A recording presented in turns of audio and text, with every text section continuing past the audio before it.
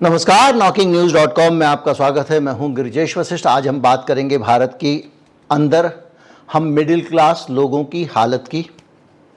हम लोग किस हाल में, किस दौर में पहुंच गए हैं। हमारे बच्चे कितना बड़ा जोखिम ले रहे हैं क्योंकि अपना जीवन ठीक से बिता सकें इसके लिए, और बहुत सारी इससे जुड़ी हुई चीज़ें सामने आ रही हैं। अभी हाल में एक आंकड़ा आया था और वो आंकड़ा कहता था, नेस्कैफे कंपनी ने ये बयान दिया था, उनके सीईओ ने। इससे पहले हिंदुस्तान लीवर भी दे चुकी है, बहुत सारी कंपनियां दे चुकी हैं कि लोगों के पास सामान खरीदने को पैसे नहीं है और भारत में मिडिल क्लास श्रंक कर रहा है। यानी जो मिडिल क्लास की आबादी कम होती जा रही है, मिडिल क्लास के लोग गरीब होते जा रहे हैं वापस। और ये बहुत बड़ा एक बहस है, आंकड़ों का विषय। लेकिन इसका प्रभाव क्या हो रहा है, कैसे दिखाई दे रहा है, इस पे हम बातचीत करेंगे। हम समझने की कोशिश करेंगे कैसे लोग भारत छोड़ने के लिए जान तक देने को उतारू हैं। कहीं मत जाइए, चैनल को सब्सक्राइब कर लीजिए। मैं अभी हाजिर होता हूं।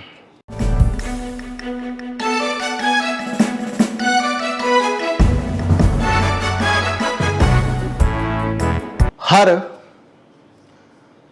एक घंटे में 10 भारतीय अमेरिका में गैर कानूनी तरीके से घुसते हुए पकड़े जाते हैं। 10 पकड़े जाते हैं, इसका मतलब 100 घुसते होंगे। हर घंटे 10 पकड़े जा रहे हैं। अगर 10 में से एक ही फेल हो रहा होता, मतलब 9 कामयाब नहीं हो रहे होते, तो ये दुनिया भर की जो एजेंसियों का बिजनेस चल रहा है, जो अवैध रूप से अमेरिका के अंदर लोगों को घुसाती हैं, भारत से पैसा लेके इतना बड़ा नेटवर्क चल रहा है, ये नेटवर्क चल ही नहीं पाता। क्योंकि लोग जा नहीं पाते तो लोग इन एजेंसियों की सेवाएं ही नहीं लेते। तो 10 में से हर घंटे में 10 आदमी पकड़े जा रहे हैं। जो आंकड़ा है वो कहता है कि जो USCPB है, अमेरिकी सीमा सुरक्षा एजेंसी है, जो उसके आंकड़े कहते हैं कि इस साल जो 2024 का जो वित्त वर्ष है, उसमें 29 लाख लोगों ने अवैध रूप से अमेरिका में घुसने की कोशिश की। उसमें 90,000 लोग भारतीय थे, 90,415। इनमें भी 50% लोग देश के सबसे बड़े मॉडल, प्रशासन का मॉडल, गुजरात में ये, गुजरात में वो, गुजरात में फलां, गुजरात में ढिमका। यानी ये जो 94,000 लोग घुसने की कोशिश कर रहे हैं वहां पे, उनमें से आधे गुजराती हैं। 90,415 लोग, जो मतलब 90,000 में 45,000 गुजराती हैं, जो यहाँ से गैर कानूनी तरीके से अमेरिका में घुसने की कोशिश कर रहे हैं, जिनको वीज़ा नहीं मिल पा रहा है, कुछ नहीं हो पा रहा है, और वो अलग अलग एजेंसियों के ज़रिए अमेरिका में घुसने की कोशिश कर रहे हैं। और हालत यह है कि कनाडा की सीमा से सबसे ज़्यादा घुसपैठ अब पकड़ी जाने लगी है। इन लोगों ने कनाडा के रास्ते को अपनाया क्योंकि मैक्सिकन सीमा पे सख्ती होनी शुरू हो गई थी। तो जो एजेंसियां घुसपैठ कराती हैं, उन्होंने कनाडा को एक जरिया बनाया। मैक्सिको की जो सीमा है, क्योंकि ये बॉर्डर खुला हुआ है कनाडा वाला, कई सारे लोग, अब उन्होंने जो डंकी रूट था उसको भी लेने से, मैक्सिकन रूट जो था डंकी रूट था। डंकी रूट इसलिए होता है कि मतलब समझिए कि डंकी शब्द ही गधे से बना है। आप गधे की तरह भारत से अमेरिका पहुंचने के लिए दुनिया के पता नहीं कितने देशों के बीच से ट्रैवल करते हो, कितने जंगलों, गुफाओं, कंदराओं में से निकाल निकाल के वो आपको लेके जाते हैं। और वहाँ पे वो आपको एकदम सख्ती से, एकदम गुलाम की तरह रखते हैं, गधे की तरह रखते हैं जब आप वहाँ जा रहे होते हो। और इस उम्मीद में जाते हो कोई नहीं भाई, 2 महीने इसका जुल्म भी से लेते हैं, अमेरिका में जीने को मिलेगा। अमेरिका में लोग क्यों जाना चाहते हैं, इसके बहुत सारे कारण हैं। उन कारणों में से एक सबसे बड़ा कारण है कि वहाँ बेहतर जीवन स्तर मिलता है। कैसे मिलता है भैया? फ्री हेल्थ भी वहाँ मिल जाती है कंपलसरी इंश्योरेंस के कारण। नौकरी नहीं है तो आपको बेरोजगारी भत्ता मिल जाता है वहाँ पे। और कोई डिस्क्रिमिनेशन नहीं होता कि ये गरीब आदमी है तो हम इसको आयुष्मान कार्ड देंगे।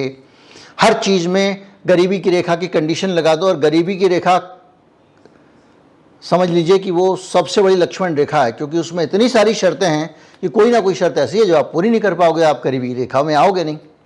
और सरकार कहेगी हम ये दे रहे हैं, वो दे रहे हैं, इतने लाख लोगों को दिया, पता नहीं किसको दिया, और मुफ्त राशन वाशन पता नहीं कमाम बात है। और ये सब आंकड़ा जो आ रहा है पलायन का, तब आ रहा है जब हमारी जो, मैं प्याज नहीं काता वाली मुख्यमंत्री हैं, माफ़ कीजिए वित्त मंत्री हैं, वो कह रही हैं कि रिवर्स पलायन हो रहा है। अब तो वहाँ से लोग भारत आ रहे हैं, ये कह रही हैं। तो आपको लगेगा कि भाई अब इस तरह से तो लोग भारत नहीं आएंगे अमेरिका छोड़ के, लेकिन हो सकता है यहाँ से जा रहे हों क्योंकि वहाँ से आ रहे हों। लेकिन वो क्यों आएंगे? वहाँ पे देखिए मैटरनिटी लीव के साथ पैटर्निटी लीव भी मिलती है, पिताजी को भी मिलती है अपनी पत्नी की देखभाल करने की, बहुत सारी छुट्टी मिलती है, सरकारी सहायता, कवरेज, बेरोजगारी भत्ता, निःशुल्क और सस्ती सेवाएं, आर्थिक आपदा में सहायता, नौकरी चली जाए सरकार मदद करती है, बहुत सारी चीज़ें हैं। मतलब आप सिर्फ मेहनत करो और काफ़ी हद तक सरकार आपका ख्याल रख लेगी। ये हाल मैं पहले समझता था कि अमेरिका का शायद नहीं होगा, कि हम अमेरिका के कारण ही शोषण का मॉडल ला रहे हैं। जैसे जैसे अध्ययन करें तो पता चल रहा है कि हमारी स्थिति तो एक घनघोर पूंजीवादी देश अमेरिका से भी ज़्यादा खराब है। खैर, जो आंकड़े हैं वो सुन के आपको लगेगा कि निर्मला सीतारमण सही कह रही हैं, अमीर लोग तो वहाँ से आ रहे होंगे, जो एनआरआई वहाँ पैसे वैसे बना लेते हैं वो भारत आते होंगे, बिजनेस करेंगे, पैसा बनाएंगे, लेकिन ऐसा नहीं है। जो एचएनआईज हैं यानी हाई नेटवर्थ इंडिविजुअल्स, वो भी भारत छोड़ के जा रहे हैं, यानी अमीर लोग।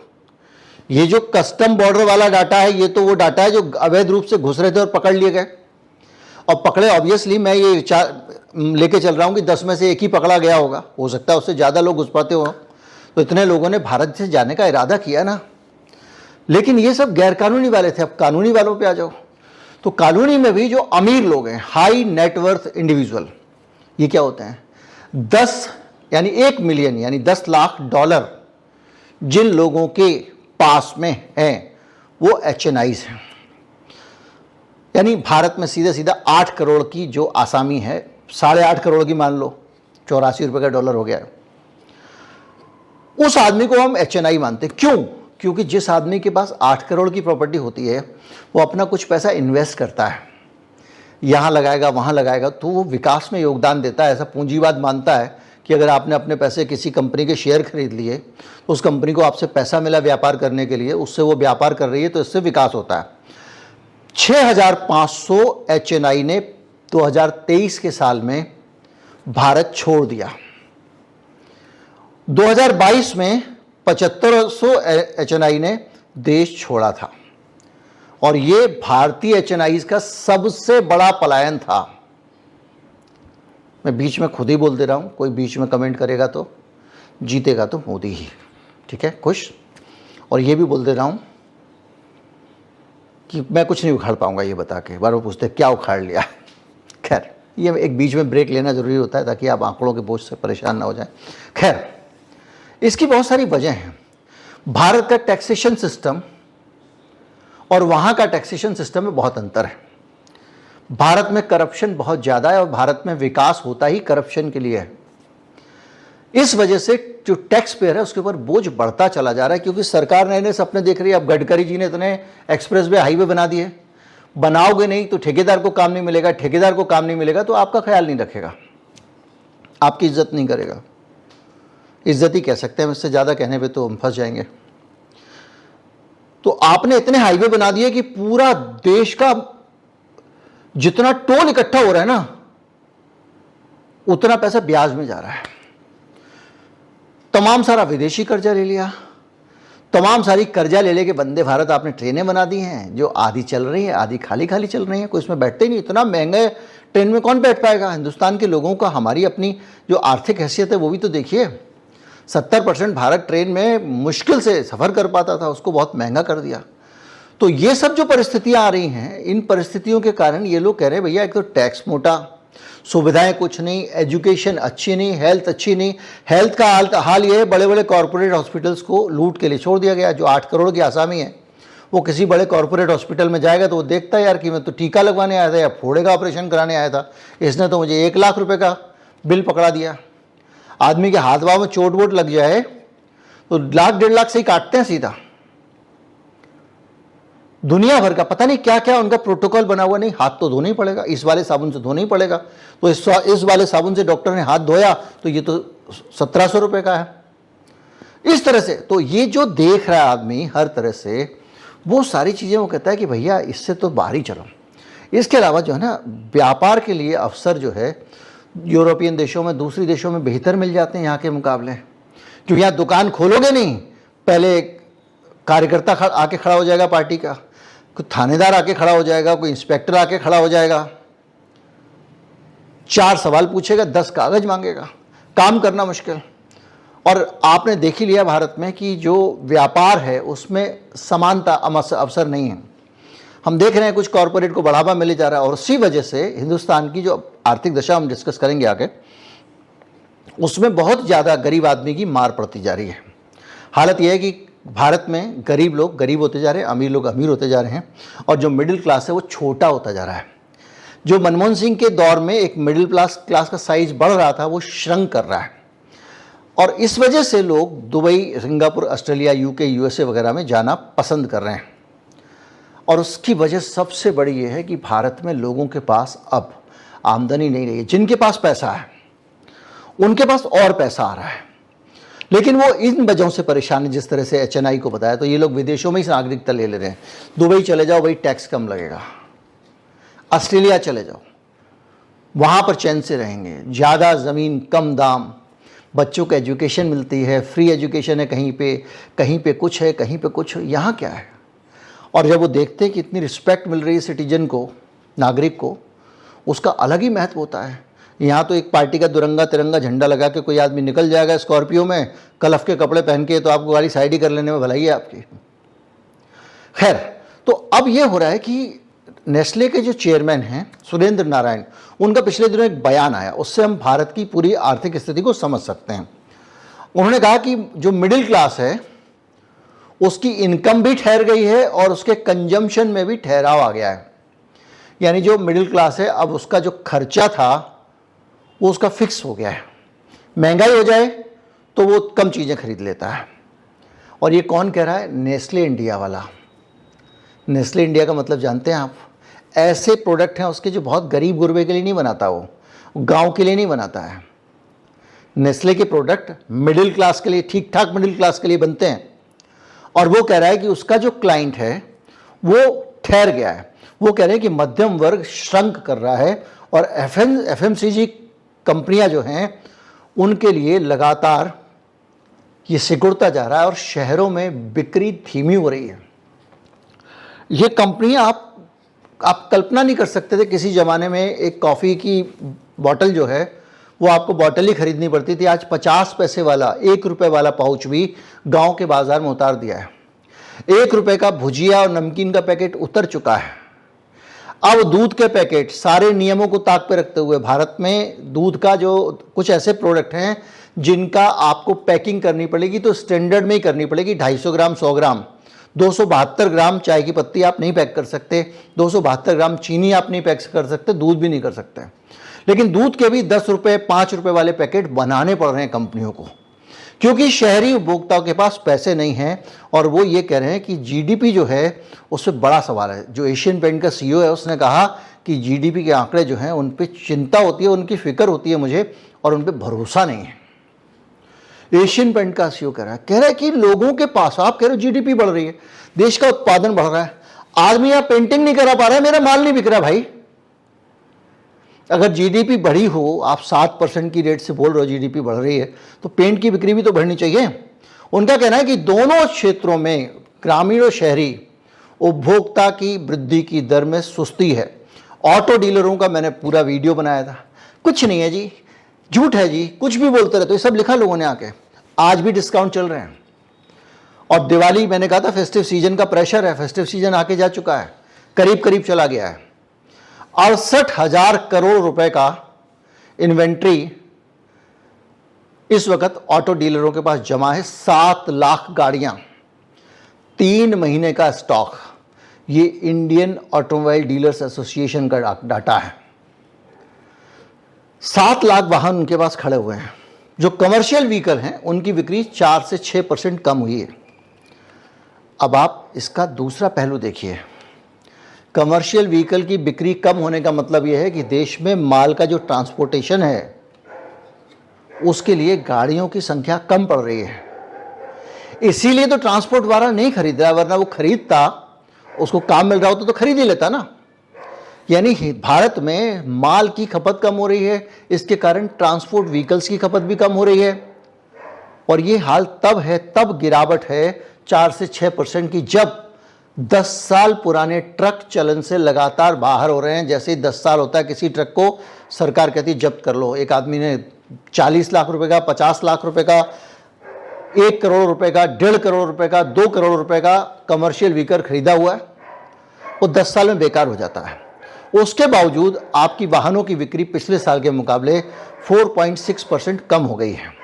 4 से 6% है, 4.6% नहीं है। इसके साथ साथ मारुति के जो चेयरमैन हैं आरसी भार्गव, उनका कहना है कि एसयूवी की बिक्री ज़्यादा हो रही है, और इसलिए हो रही है क्योंकि अमीर वो उसका इस्तेमाल करते हैं, यानी फॉर्च्यूनर टाइप का, और छोटी गाड़ियाँ ऑल्टो, i10, y10 अब सड़कों पे दिखना कम हो गई हैं। उसकी वजह यह है कि जो मिडिल क्लास था उसके पास पैसे नहीं बचे हैं, और कई मिडिल क्लास के लोग अब मिडिल क्लास की कैटेगरी से बाहर होकर दोबारा से लोअर क्लास हो गए। प्यू रिसर्च सेंटर का डाटा कहता है कि 2010 में भारतीय मिडिल क्लास का आकार 50 से 70 मिलियन था, यानी 5 से 7 करोड़ था, जो 2020 तक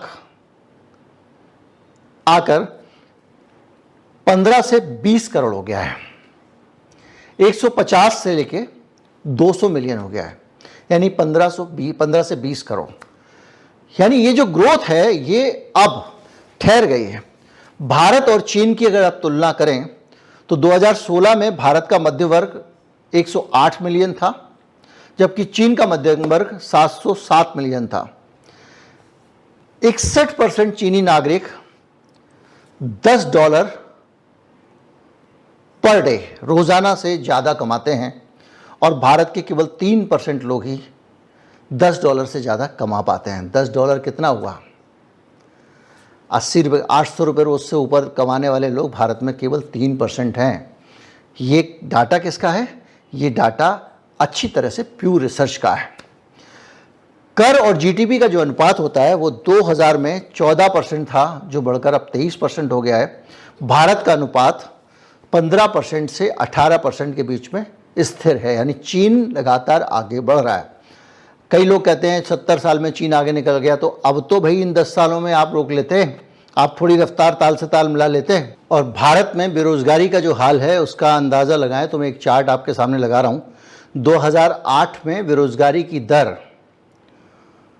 5.41% थी, जो अब 7.8% है।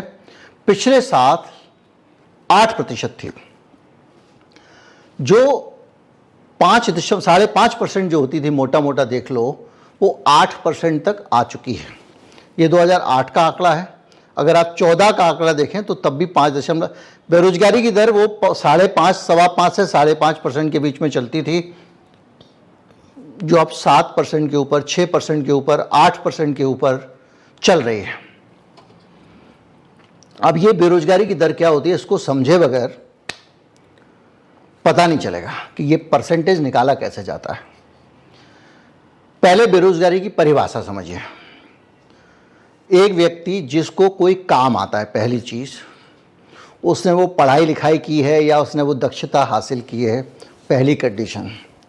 दूसरी कंडीशन, वो आदमी उस काम को करना चाहता है, दूसरी कंडीशन। तीसरी कंडीशन, उस काम को हासिल करने के लिए वो बार बार कोशिश करता है, यानी वो चाह रहा है कि उसको काम मिल जाए।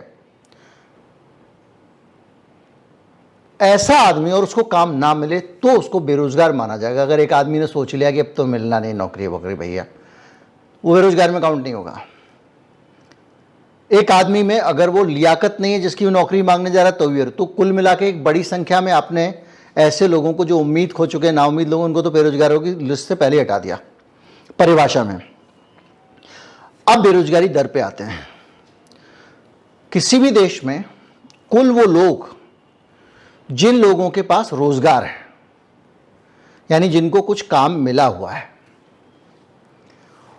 उनका कितने प्रतिशत ऐसे लोग हैं जिनको काम नहीं मिला है। यानी 100 लोगों को काम मिला हुआ है, 15 लोगों को काम नहीं मिला हुआ है, तो बेरोजगारी की दर मानी जाएगी 15%। तो ये जो दर है ये है हमारी 8%, 7%। पहले 100 में से 5 लोगों के पास काम नहीं होता था। इसको ऐसे समझ लीजिए 95 के पास काम होता था और अब ये हो गया है कि 100 में से 8 और 9 लोगों के पास काम नहीं होता है, 92-93% लोगों के पास काम होता है। और अगर मोटा मोटा हिसाब लगाए तो हिंदुस्तान में बेरोजगार पहले से 30% बढ़ गए हैं, जो बेरोजगारी की दर के डाटा में दिखाई नहीं देता है। पहले जितने बेरोजगार होते थे उससे 30% ज़्यादा बेरोजगार हिंदुस्तान में हो गए हैं। इनमें वो लोग नहीं हैं जिनको 50 साल की उम्र के बाद किसी कॉरपोरेट ने कहा भैया बाहर जाइए, अब आपसे नहीं हो पाएगा, और वो जिस भी कंपनी में जा रहे हैं, ज़्यादातर कंपनी की एचआर पॉलिसी हिंदुस्तान में ये है कि भैया यंग आदमी को हम रखेंगे, 40, 45, 50 वाले को नहीं रखेंगे। तो जब उस आदमी ने ये सोच लिया कि भैया अब तो मुझे कुछ काम धंधा मिलेगा ही नहीं, पीएफ के पैसे से घर चलाऊं, उसके बच्चे अगर कमाने लग गए तो बेरोजगार में काउंट नहीं होगा। तो ये जो सिचुएशन है, इसको अगर आप सीधे सीधे सम अप करो कि हालत ये है कि हम अमेरिका के अंदर हमारे लोग नौकरी के लिए घुसपैठ कर रहे हैं अवैध, उस देश में जिसमें वित्त मंत्री दावा कर रही है कि रिवर्स माइग्रेशन हो रहा है, उस देश में जिसका प्रधानमंत्री कहता है कि मैं प्रधानमंत्री बन जाऊंगा, बनने से पहले 2012 में, तो मैं ऐसी स्थिति ले आऊँगा 5 साल में कि इधर से लोग उधर जाने की जगह उधर से इधर आए। बोलने पे तो ले आए हैं, बयान मैंने आपको निर्मला सीतारमण का दिखा दिया। हालत ये है, क्यों जा रहे हैं? इसलिए जा रहे हैं कि अमीर लोग इसलिए जा रहे हैं कि टैक्स और इस देश की व्यवस्था और सिस्टम से दुखी हैं। हर जगह बस वसूली है, हर जगह बगैर रिश्वत खिलाए काम नहीं होता, और सरकार भी भेदभाव करती है कि अगर वही ठेका अडानी को चाहिए तो किसी तरह से मिल जाएगा, दूसरे आदमी को नहीं मिलेगा, दूसरी पार्टी के ऊपर एफआईआर डलेगी, ये डलेगा, वो सब हम देख रहे हैं। देश के लोगों का पैसा एसआईपी और एसआईपी के लिए ज़रिए लेके डीआईआई को दे दिया गया है, और वो डीआईआई जो है वो गलत और सही जैसा किस उद्योगपति के अंदर पैसा लगाना है उसकी मदद करने में लग जाते हैं। इसलिए बड़े से बड़े खुलासे होने पे भी वो उद्योगपति लुढ़कता नहीं है, यानी मेरा आपका पैसा इस काम में आ रहा है। ये तो हम सब देख रहे हैं, यानी लेवल प्लेइंग फील्ड नहीं है बिजनेस की। तो अमीर लोग भी जा रहे हैं, उनको सुविधा नहीं मिल रही है, वो सब कुछ कर रहे हैं, मेहनत कर रहे हैं, सब कर रहे हैं, बिजनेस कर रहे हैं, कमा रहे हैं, 10 लोगों को रोज़गार भी दे रहे हैं। उसके बाद भी जब वो बाहर जाते हैं तो वो सिस्टम की लूट खसोट का शिकार होते हैं। एक आदमी बेरोजगारी के कारण जा रहा है, एक उसके कारण जा रहा है, और ऐसी हालत है कि गुजरात जैसा राज्य, जिसको ये महानतम राज्य कहते हैं, उसके जब जो लोग अमेरिका में गैरकानूनी तरीके से घुसते हुए पकड़े जाते हैं उसमें से आधे गुजराती हैं, गुज्जू भाई हैं। ये भी अपने आप में सोचने वाली बात है। और ये स्थिति इसलिए है क्योंकि इस देश में गरीबी बहुत ज़्यादा है, गरीब और गरीब हो रहा है, अमीर और अमीर हो रहा है, मिडिल क्लास की जेब खाली हो चुकी है, एफएमसीजी प्रोडक्ट्स की डिमांड बढ़ना तो दूर अब थोड़ा थोड़ा कम होने लगी है। अमीरों के उत्पाद बिक रहे हैं, अमीरों के फ्लैट बिक रहे हैं, अमीरों की गाड़ियाँ बिक रही हैं, गरीबों के उत्पाद कोई खरीदने वाले के लिए उनके पास पैसे ही नहीं हैं। धीरे धीरे पलायन तो रिवर्स ऐसे हो रहा है कि जो शहरों में आए थे वो वापस गांव में जाके बसने लग गए हैं। मनरेगा में काम की डिमांड बढ़ रही है, इसका भी डाटा हमारे पास में है। तो ये है इस देश की राम कहानी, एक आर्थिक तस्वीर। और ये तस्वीर बताती है कि आने वाले समय में अगर सरकार ने कुछ नहीं किया, अब सरकार नया क्या कर लेगी, जो 10-12 साल से कर रही थी वैसे ही कुछ करने की कोशिश करेगी। अगर करने काबिल होती तो अभी तक कर चुकी होती है। तो नया कुछ नहीं किया तो हालात तेज़ी से बदलेंगे, बिगड़ेंगे। क्योंकि अगर इस देश में ये चाय, कॉफ़ी और इस तरह के एफएमसीजी प्रोडक्ट जो रोज़मर्रा के खाने पीने वाले प्रोडक्ट हैं, बिस्किट, टोस्ट, रस, तेल, घी, माचिस, टूथपेस्ट, साबुन, अगर इनकी बिक्री भी नहीं होगी तो आप समझ लीजिए कि इससे जुड़े हुए रोज़गार कम हो जाएंगे। मैं आपको एक उदाहरण देता हूँ। ये जो ब्रेड होती है ना, इसकी सप्लाई करने वाले लड़के एक पड़ोस की दुकान पे बैठ के चर्चा कर रहे हैं। कह रहा है भाई साहब 4 घंटा हो गया, 4 पीस लिए आज, 4 पीस निकले मेरे। दूसरा आदमी भी इसी तरह की राम कहानी कह रहा है, वो बिस्कुट का सेल्समैन है। और ये राम कहानी अगर ऐसी चलती जाएगी तो वो 4 पैकेट बेचने के लिए कंपनी उसको तनख्वाह नहीं देगी। और ये अपने आप में एक बड़ी चिंता की बात है। ये स्थिति तब आ रही है जब भारत में जो गिग्स वाले कारोबार हैं वो बढ़ गए हैं, यानी लोग घर पे जो आपको 10 मिनट में ज़ेप्टो वेप्टो डिलीवरी ला के देते हैं वो बच्चे बढ़ गए हैं, खाना घर पे पहुंचाने वाले बढ़ गए हैं। ये जो खाना वाना आप मंगाते हो डिलीवरी वाला, या ऑनलाइन आप सामान मंगाते हो, उसकी डिलीवरी करने वाले बच्चों को अगर वो भी रोज़गार ना मिला होता तो इसकी देश की स्थिति क्या होती, आप कल्पना कर सकते हैं। उम्मीद करता हूँ वीडियो आपको अच्छा लगा होगा। अच्छा लगा हो तो ज़्यादा से ज़्यादा लोगों तक पहुँचाएँ। और एक चीज़ अच्छा लगने के साथ साथ ये बताना बहुत ज़रूरी है कि सरल लगा कि नहीं, समझ में आया कि नहीं। नमस्कार, जय हिंद।